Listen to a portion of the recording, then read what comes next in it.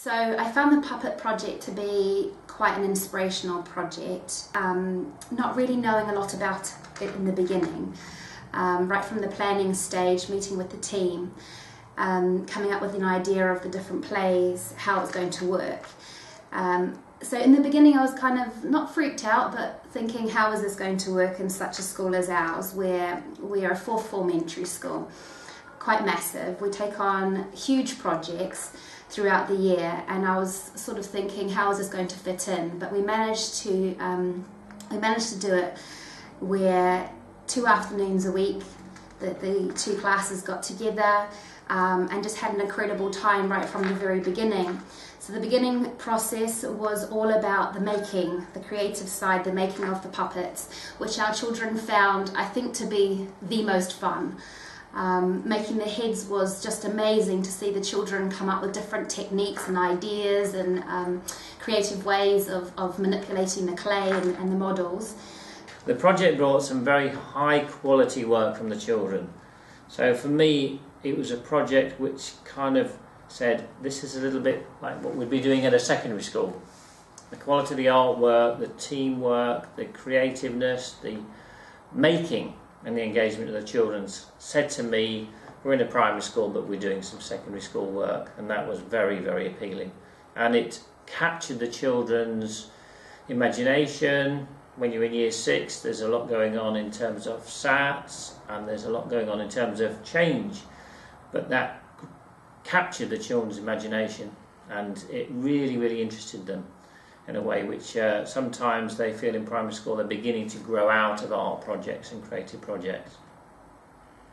And some of our weaker children that find literacy and academic studies very difficult managed to accomplish the most amazing puppet heads that, you know, beyond what I would have expected them to be able to do. Our children just created crowns and necklace accessories and bangles and shoes, and it brought out a side of children that I felt you don't really do in normal everyday lessons. So I felt it to be inspirational in that respect, where our children just got to explore a fashion design part of their lesson.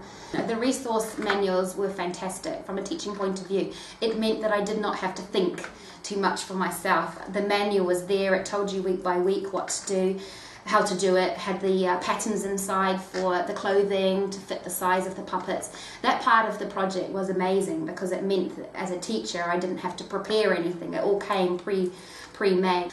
But most definitely the quality of the resources were amazing. The props, I mean, I couldn't believe the spinning wheel of Rumpelstiltskin was just going to be what it was, and it actually managed to spin around, which was fabulous. I think that blew the children away as well, having the smoke machine, the special effects like the lighting, and just having the dry ice. Jeremy explained how dry ice is formed and made and comes off looking like smoke, so the children learned a little science, I suppose, at the same time. And it was very mathematical, the backdrop, because we tried to take the math side of it, where we were going to scale it completely to the size of the puppets. So you could also bring it into the maths curriculum, into the numeracy lessons, where scaling and enlargement, etc., coordinates is another one where it would have helped quite a lot if you could do that in your classroom. The project lasted a long time, and that was really, really appealing, particularly for year 6 children. Projects that we can actually get into in a greater depth way. For the older children, I think, helped create that higher level of interest.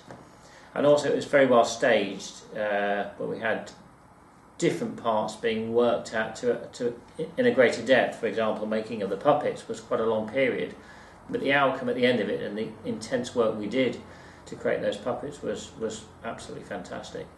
Another aspect that really quite surprised me was our children with English as a second language. One girl in particular, Mandarin speaking, who arrived sort of quite late on in the year, so halfway through our puppet project.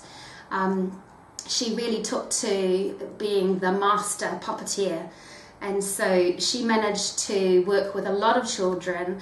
I think she was also the expert at stringing and knotting all of the puppets. Her costume for her puppet was amazing.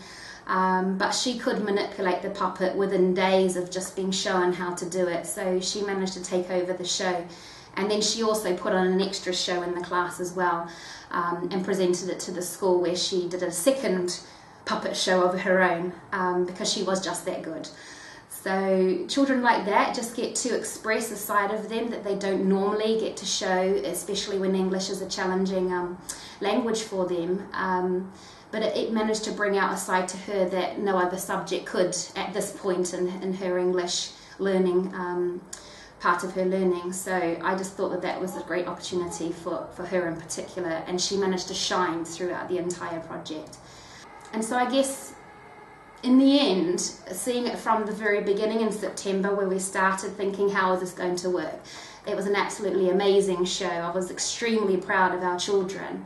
So their 2 evening shows, the parents were overwhelmed. Like, the comments I received were just amazing. Every single parent walked away feeling like their child, they were so proud of their child, that their child had achieved something that secondary level would struggle at achieving.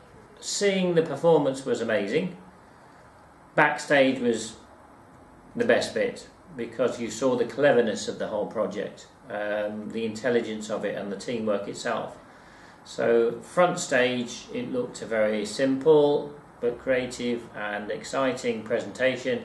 Backstage, it looked like a factory of young people putting on the most dynamic show possible.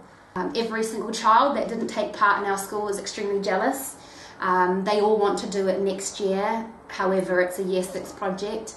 So as they move up, we're hoping to get as many children involved as possible, and it's something that we would like to put into our festival every year, a real success. So definitely something that I enjoy and look forward to doing again next year.